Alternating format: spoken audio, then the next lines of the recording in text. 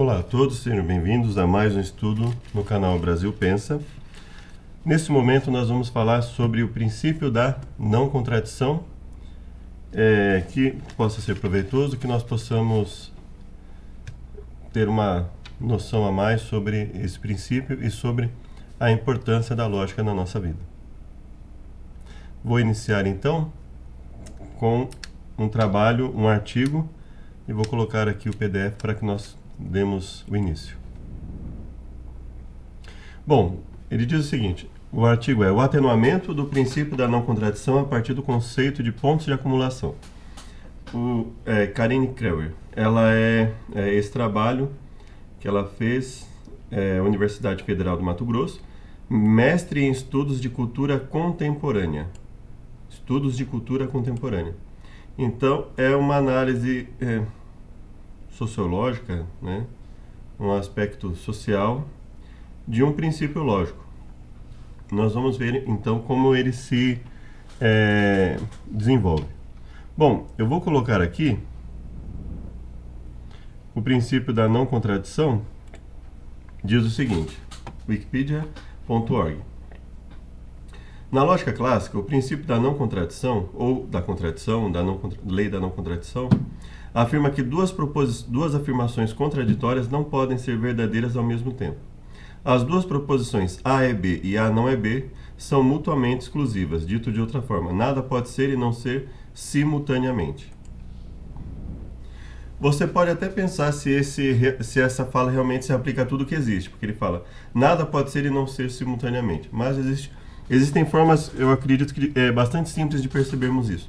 Eu não posso dizer que estou com óculos e estou sem óculos ao mesmo tempo.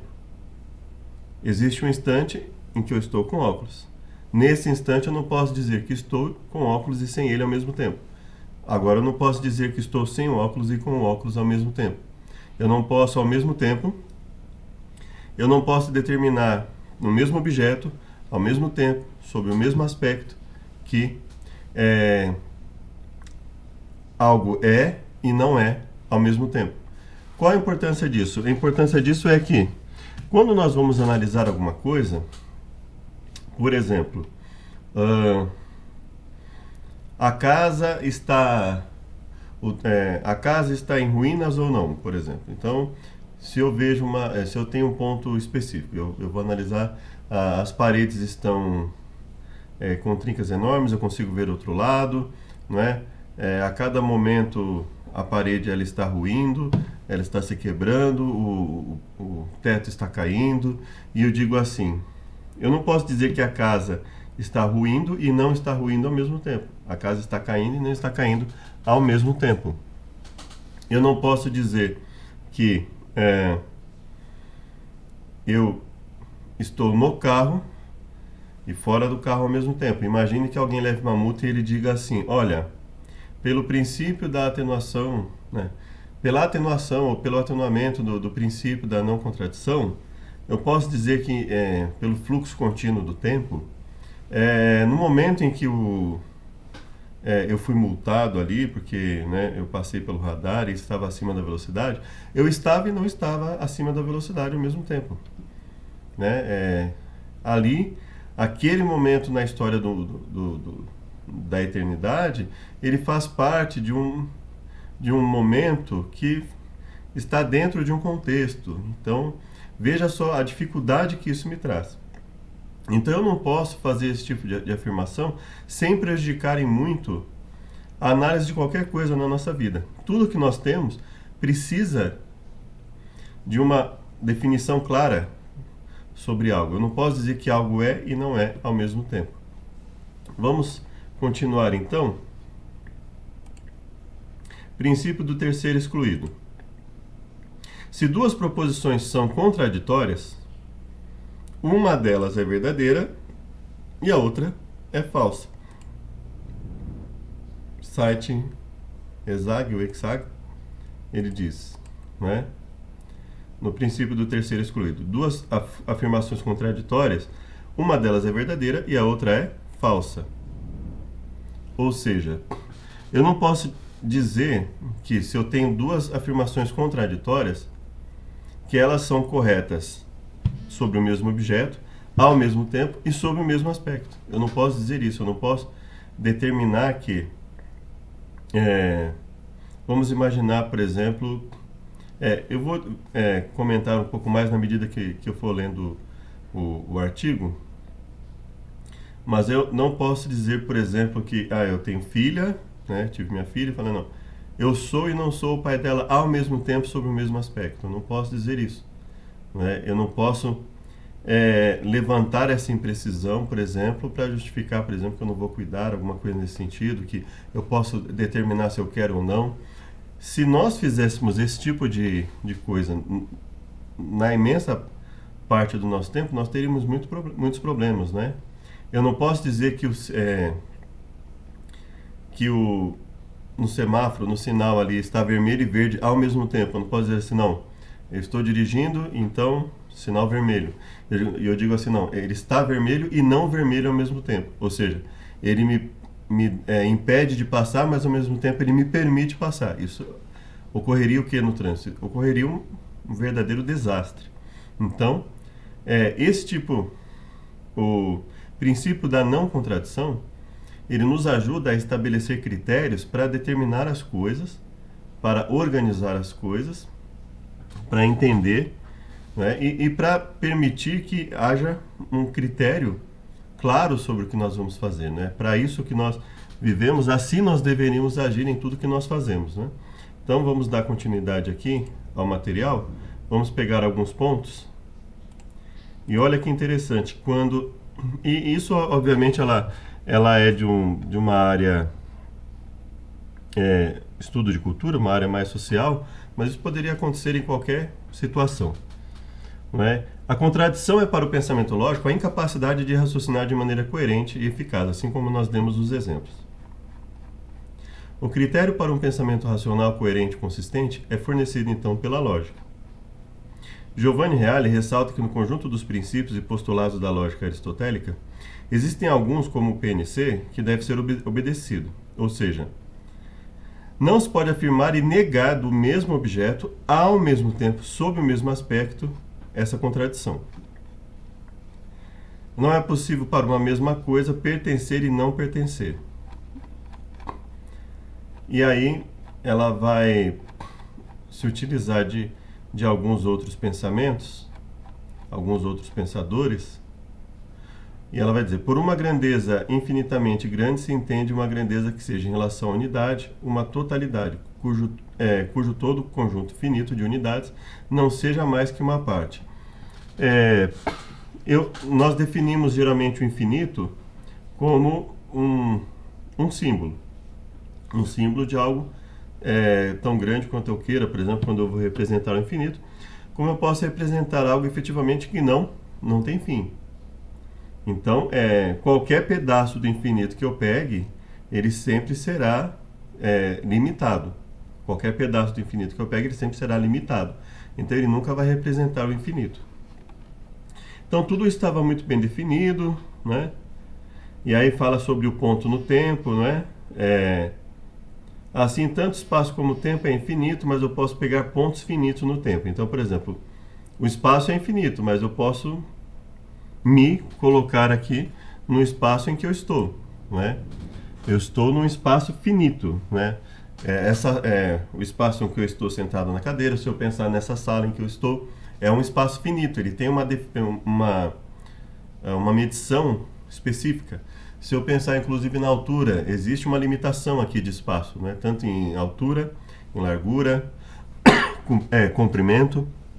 Então eu tenho uma definição finita, apesar do espaço como um todo ele ser infinito. Assim como eu posso pensar, por exemplo, o que eu fiz hoje. Por exemplo, na hora do almoço, vamos supor que fosse 1h30 da tarde. Então, o que eu fiz hoje às 1h30 da tarde? Eu almocei. Eu não posso dizer almocei e não almocei ao mesmo tempo. Não faz sentido que a 1h30 eu estivesse almoçando e não almoçando ao mesmo tempo. Então, basicamente, isso é o princípio da contradição. Mas vamos ver o que se diz a respeito disso.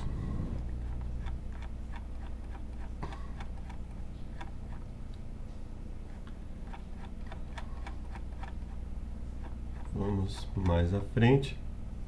um instante como ponto de acumulação em oposição ao instante como ponto isolado. O conceito de ponto de acumulação é corriqueiro em topologia e será utilizado nesse estudo para que a noção de instante seja apresentada não como um ponto geométrico isolado, mas como algo indissociável de sua vizinhança. Ela quer dizer o seguinte, olha, qualquer ponto ele vai estar dentro de um contexto, ele vai ter um determinado ponto no tempo. 1h30, o que eu estava fazendo a 1h30? Bom, existe o que eu estava fazendo a 1h29, a 1h28, a 1h20. Vamos supor que eu almocei entre 1h30 e 2 horas, 1h30 e 1h45. Existe o período que vem depois do meu almoço, existe o contexto de tudo isso. Então aquele ponto não está isolado.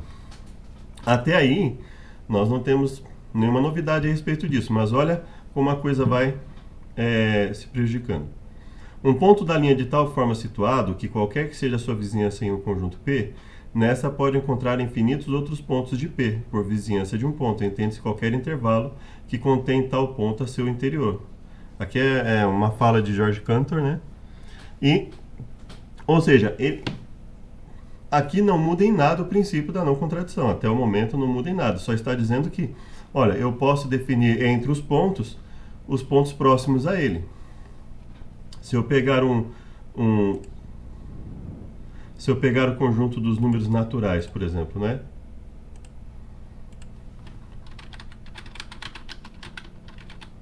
Então,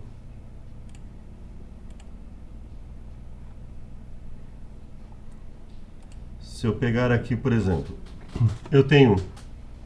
É que eu não coloquei a reta, né? Vamos colocar aqui a reta numérica.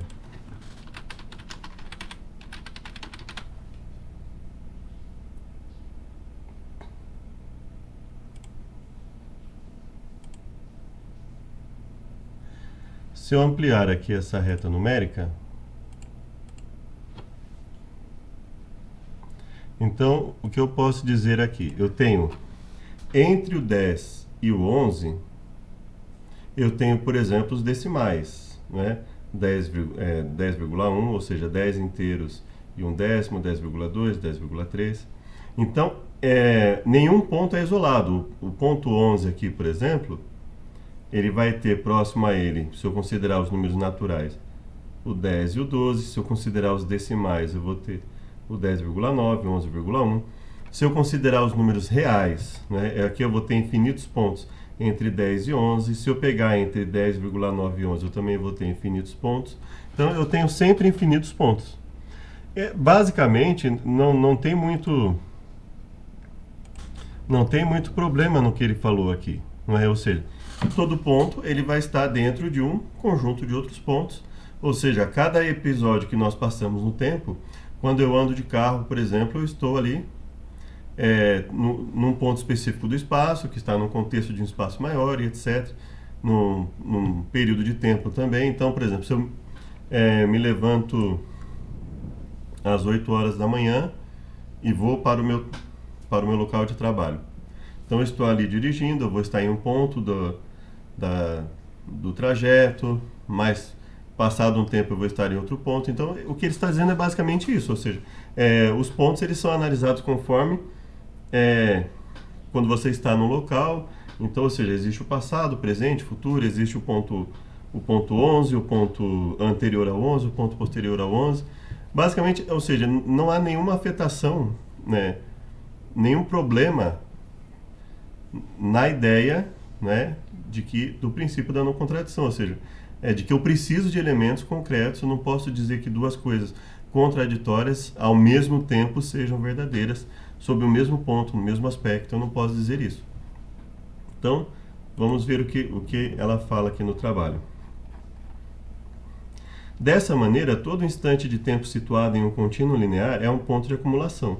Os instantes dentro do contínuo temporal são todos pontos de acumulação. Isolá-los com uma pinça para indexá-los em proposições, o que de fato é feito na formulação bolzaniana do PNC, é tratar o instante fora do seu contexto de origem. Então ela está dizendo o seguinte: eu não posso considerar um ponto isolado no tempo, porque ele sempre vai estar ali em um contexto.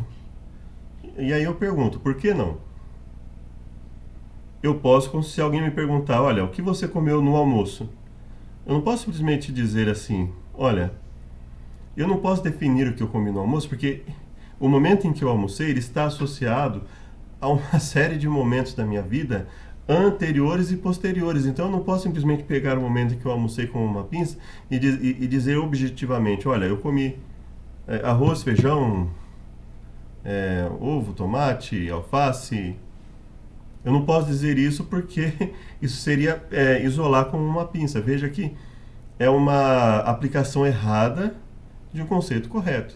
Eu tenho um conceito correto a respeito do contexto, mas eu não posso simplesmente dizer que eu não posso montar uma proposição dentro de um ponto, né? Agora, se eu precisar contextualizar esse ponto, olha, qual vai ser a importância do que eu comi? Olha, então, por exemplo, se eu for para um hospital e aí o médico me pergunta, olha, o que você comeu no almoço? E aí ele vê que e ele sente que não é suficiente perguntar o que eu comi no almoço, porque ele fala, olha, esse ponto que eu peguei aqui não é suficiente para eu determinar o que ocorreu. Então ele vai perguntando, olha, o que você tomou no café da manhã? Você comeu alguma coisa nesse intervalo? O que você fez? O que você deixou de fazer? Você sentiu alguma coisa? Então ele vai contextualizando, mas em cada ponto eu vou conseguir dizer exatamente o que eu comi no café da manhã, eu vou conseguir dizer exatamente o que eu comi no almoço, se eu comi alguma coisa ou não nesse intervalo de tempo. Eu não vou poder dizer, não, eu comi e não comi ao mesmo tempo. Não, ou eu comi ou eu não comi, né? Então veja que eu posso contextualizar os momentos no tempo e ao mesmo tempo eu posso falar objetivamente sobre alguma coisa. Sendo admitido que o instante é um ponto de acumulação, infere-se que não existem instantes isolados no contínuo linear. O que se pretende com essa afirmação é demonstrar que os instantes isolados são independentes uns dos outros e os instantes definidos como pontos de acumulação não são. Veja que o meu almoço ele não é dependente do meu café da manhã. Veja que eles são pontos. Eu posso dizer que eles fazem parte de um contínuo linear, que é o contínuo do quê? Do dia em que eu passei hoje, por exemplo. E o dia de hoje, ele está no contínuo linear da semana. Ele faz parte de uma semana. E a semana faz parte do mês, o mês faz parte do ano.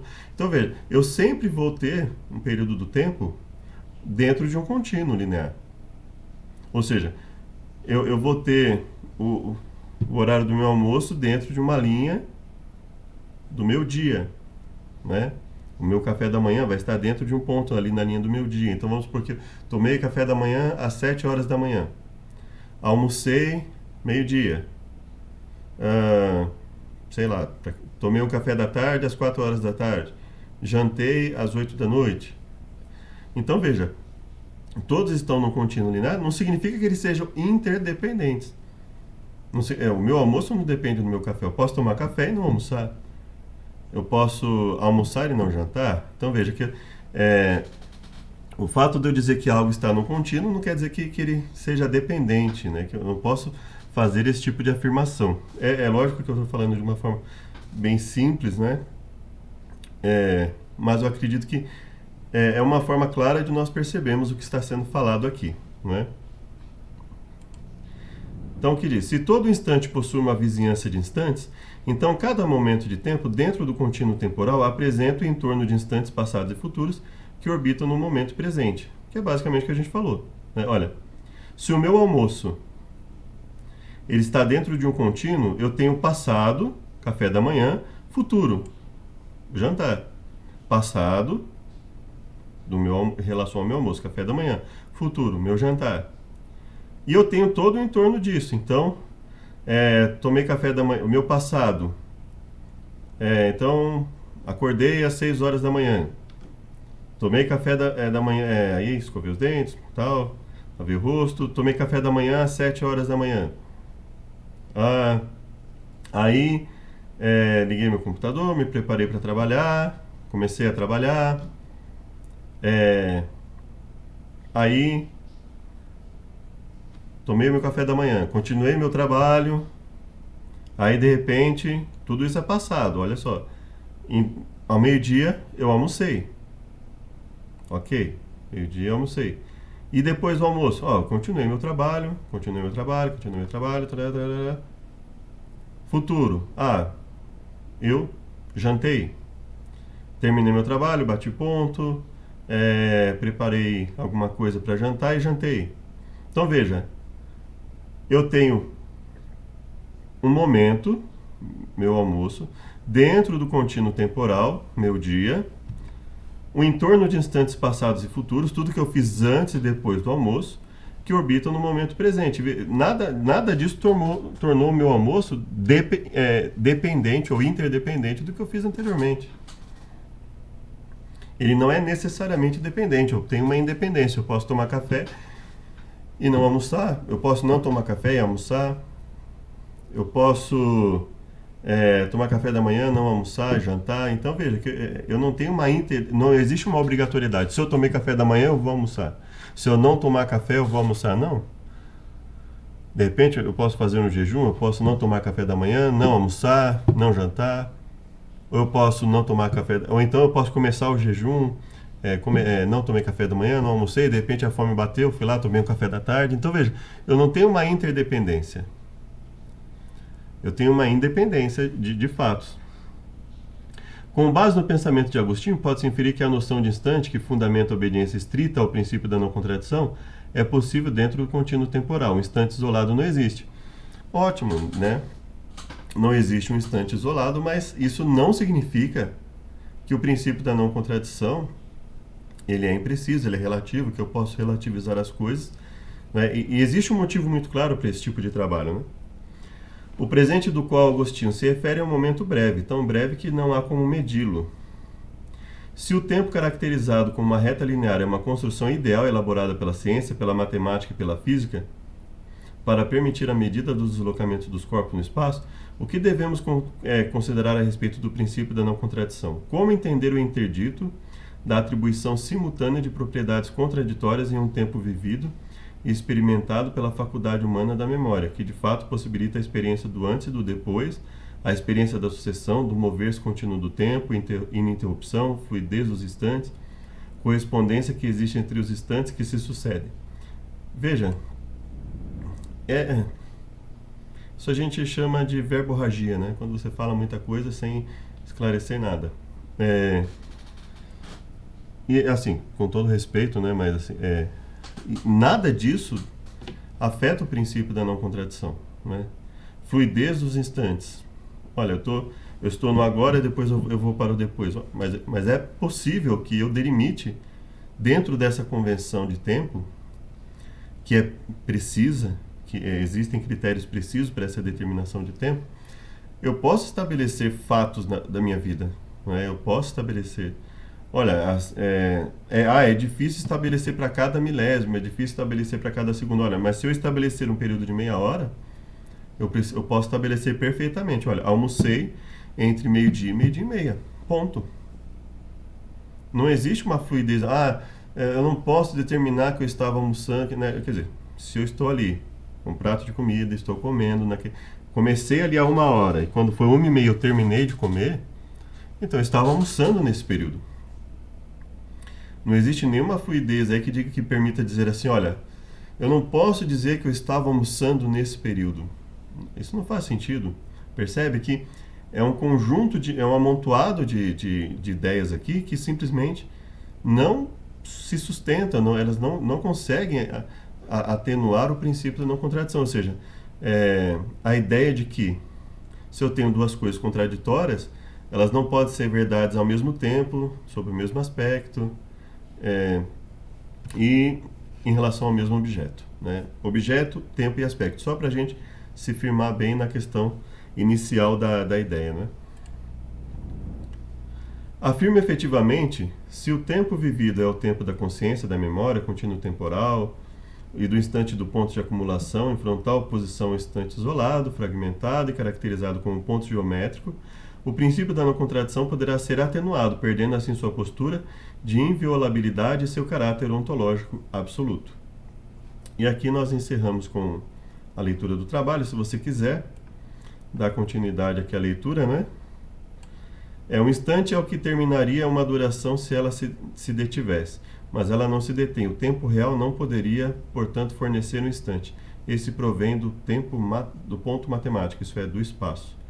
Bergson, 2006. Então veja que assim, qual é a intenção de tudo isso? Vamos voltar aqui para a internet para que nós possamos entender. Qual é a intenção de tudo isso? A intenção de tudo isso é tornar a verdade imprecisa.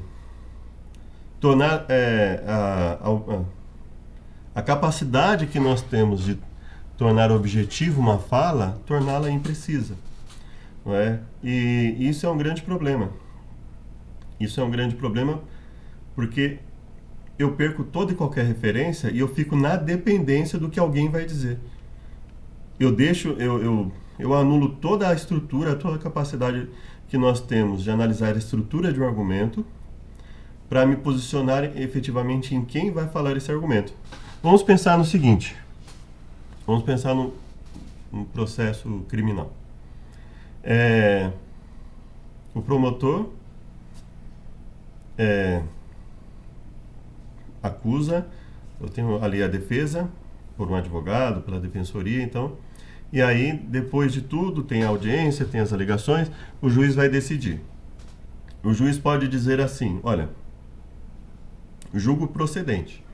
Ele vai dizer o seguinte, olha, eu concordo com tudo que o promotor falou, totalmente procedente que ele falou, vou condenar em tudo que ele pediu.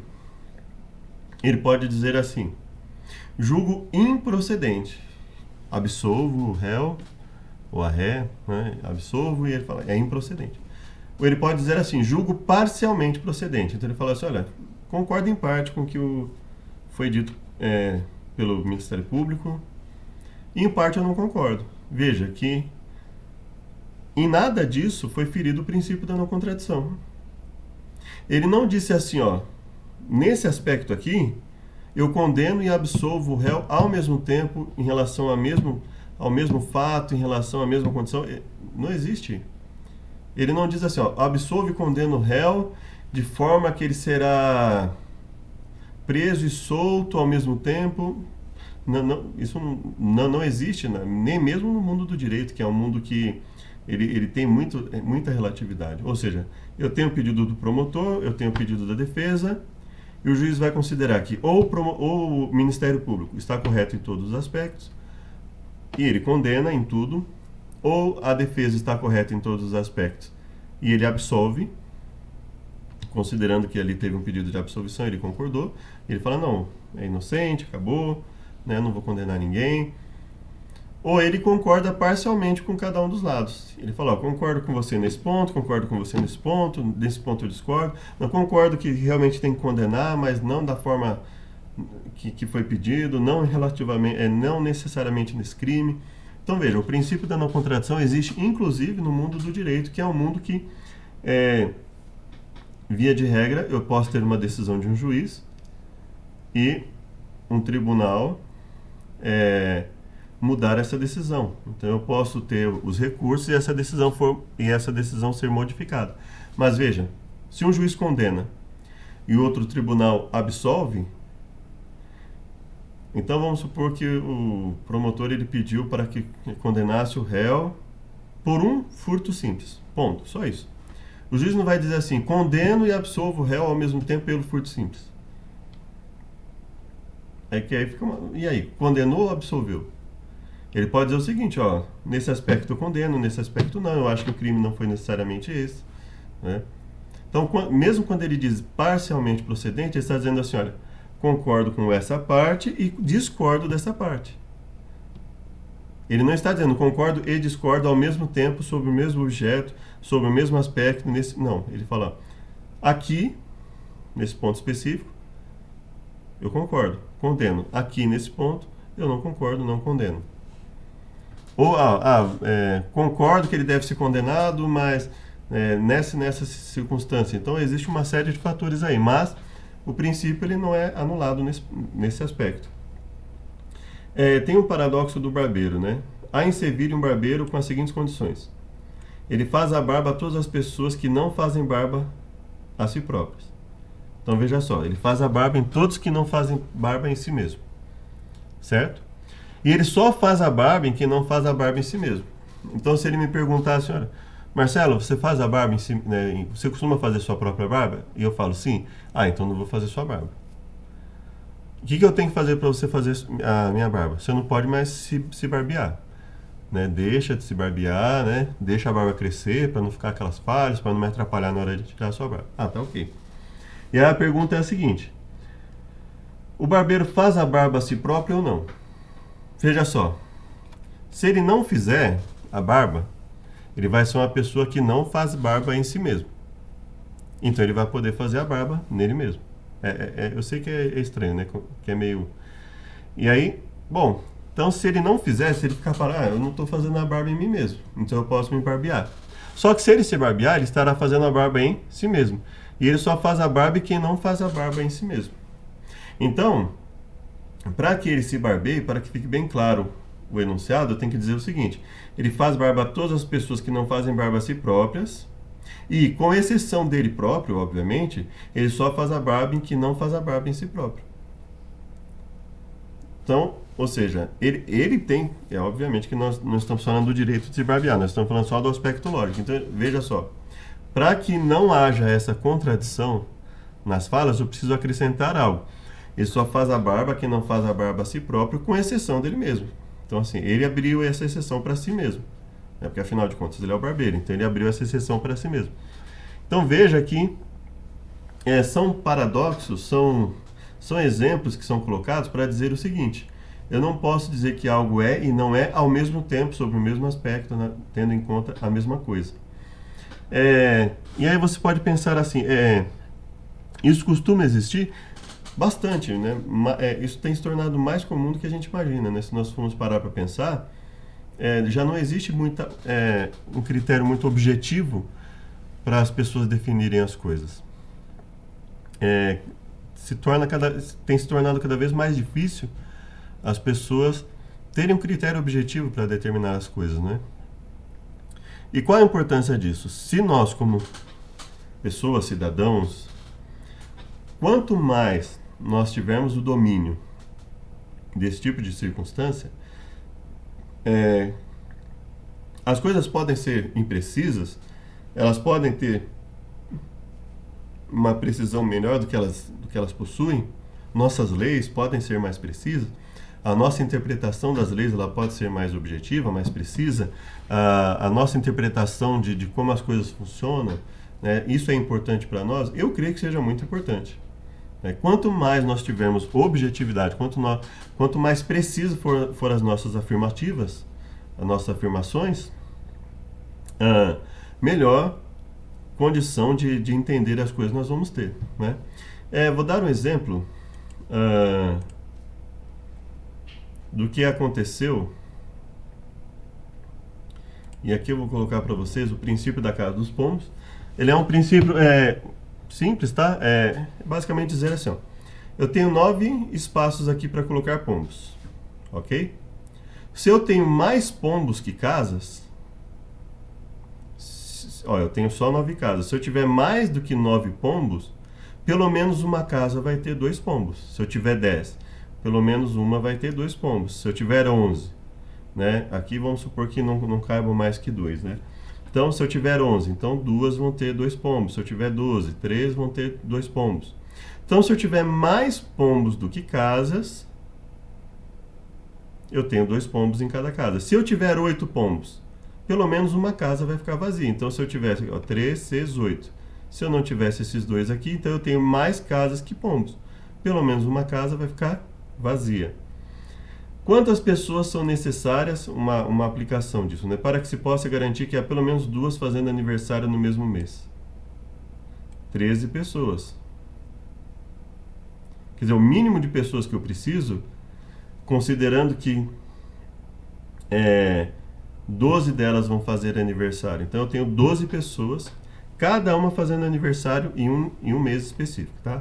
Olha, eu tenho 12 pessoas, cada uma fazendo aniversário em um mês específico. Quantas pessoas a mais eu preciso para que pelo menos, né, 2 pessoas façam aniversário no mesmo mês? Mais uma. Não é isso? Se eu já tenho 12 pessoas fazendo aniversário uma em cada mês, qualquer pessoa que eu pegue, ela vai fazer aniversário em um daqueles 12 meses. Então, eu já tenho 12 pessoas ali, mais uma eu coloco ali. Aconteceu um fato curioso, eu acho que foi numa entrevista. Eu não costumo assistir, mas eu achei interessante porque estava falando de um assunto a respeito disso, alguma questão matemática. Acho que foi o Monark, né, que estava entrevistando uma mestre em matemática, uma pessoa com mestrado em matemática. E ela fez um seguinte problema para ele. Imagine que você está ali num local muito badalado, né? Ali num hotel muito badalado, e que tenham e que todos os apartamentos estejam ocupados, não é? E o que você faz, né? Eu procuraria algum que estivesse desocupado. Ela fala, não, todos estão ocupados. Aí ele fala, e aí de repente, eu acho que ele já tinha lido em algum lugar, né, para onde a questão iria levar, e parece que ele diz assim, eu iria pedir para cada um, e aí depois acho que ela complementa, não sei, ela fala assim, olha, é uma quantidade infinita de apartamentos, é uma quantidade infinita de apartamentos, só que todos estão ocupados. Aí ele fala assim, e no final ela coloca também, né? Ela coloca o que ele deveria ter feito. Ela fala assim, você precisa pedir para cada pessoa que esteja nos apartamentos ir para o apartamento seguinte. Se você fizer isso com todas as pessoas, o primeiro apartamento aqui de baixo, o apartamento número 1, ele vai ficar vago e você pode colocar a pessoa ali. E eu fiquei pensando comigo, não faz sentido você dizer, ao mesmo tempo, que todos os apartamentos estão ocupados e depois dizer que você pode pedir para que cada pessoa, o grupo de pessoas que estejam no apartamento, vá para o apartamento seguinte para deixar vago o primeiro. Isso não faz sentido. Para que você faça isso, você precisa ter pelo menos um apartamento vago nesse conjunto infinito de apartamentos. E aí ela fala para ele isso. E aí fica por isso mesmo, e aí ele pergunta para ela por que ele não poderia, eu coloco em tal, né? Qual seria a resposta mais coerente? Olha, se eu posso pedir para que cada um vá para o apartamento seguinte, então existe algum apartamento lá no infinito vago, então eu vou pedir para essa pessoa ir para aquele que está vago. Porque se eu posso pedir para uma pessoa que está aqui, né? Imagina isso aqui, esse aqui é o infinito. Se eu posso pedir para essa pessoa ir para lá, todas as outras pessoas irem também, e esse aqui ficar vago para eu colocar essa pessoa, então é óbvio que precisa existir um vazio aqui. Se existe um vazio, para que eu vou ter todo esse trabalho se eu posso simplesmente pegar essa pessoa e colocar naquele que está vazio? E aí ela vai e coloca uma série de fatores lá, e eu fiquei pensando comigo, poxa vida, na matemática nós também temos situações assim que as pessoas elas embaralham os conceitos e fica uma coisa vaga, né? Uma coisa imprecisa, né? Ou seja, para que isso ocorra, eu preciso ter pelo menos um apartamento vazio, vago, né? E se eu tenho um apartamento vago, para que eu vou fazer tudo isso? Por que eu não coloco a pessoa direto ali? Então nós percebemos a dificuldade, e quando você consegue pegar a matemática é a ferramenta para uma série de coisas, para física, para arquitetura, engenharia, a biologia, a estatística, eu tenho uma série de coisas em que eu atuo com ela. Se eu começo a colocar as coisas dessa forma e eu permito afirmações contraditórias dessa natureza, eu prejudico toda a linha de raciocínio. Veja que uma pessoa da área de ciências sociais, alguma coisa nesse sentido, ela foi lá e usou conceitos de filósofos para e um conceito de George Cantor, né? Inclusive isso que eu coloquei aqui do barbeiro é o paradoxo de Russell, né? Em que ele foi lá e ele meio que quebrou essa ideia, né? E depois disso as pessoas ficaram desesperadas, tentando desenvolver exemplos em que o paradoxo de Cantor, de Russell fosse utilizado de forma que ele deixasse de ser um paradoxo, ou seja, o que eles estavam querendo dizer? existe um grupo de pessoas desesperadas para dizer que as coisas são imprecisas, que elas não podem ser bem definidas. E isso é bastante preocupante, porque qualquer raciocínio que eu tenha a esse respeito se torna prejudicial. Porque nós vivemos num mundo uma situação tão difícil, em que eu tenho um grupo de pessoas que determina, conforme o que eles querem, o que nós vamos fazer, né? Porque existe essa ideia de que as coisas são imprecisas assim mesmo, de que nós como seres humanos não podemos nos desenvolver e conversar de maneira objetiva a respeito das coisas e chegar a uma conclusão, a melhor conclusão sobre um assunto, por exemplo. Isso é muito prejudicial.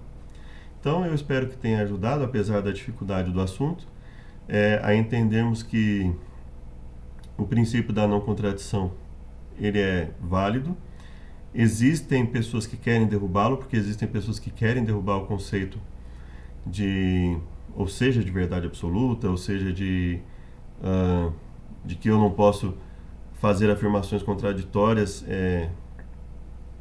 de forma sobre o mesmo ponto, no mesmo aspecto, e que isso possa estar em harmonia, né? Eu não posso, porque isso acaba levando a arbitrariedades, né? Porque se cada um pode definir o que quiser sobre a mesma coisa, e eu posso falar que é e que não é ao mesmo tempo, nós entramos em situações complicadas como as que nós estamos vivendo hoje, não só no nosso país, mas no mundo inteiro, em que nós como povo, se tivéssemos um domínio maior sobre isso, conseguiríamos aí certamente nos sentar e, através de uma lógica concreta, clara, precisa, chegarmos a conclusões e definirmos o que é melhor para nós.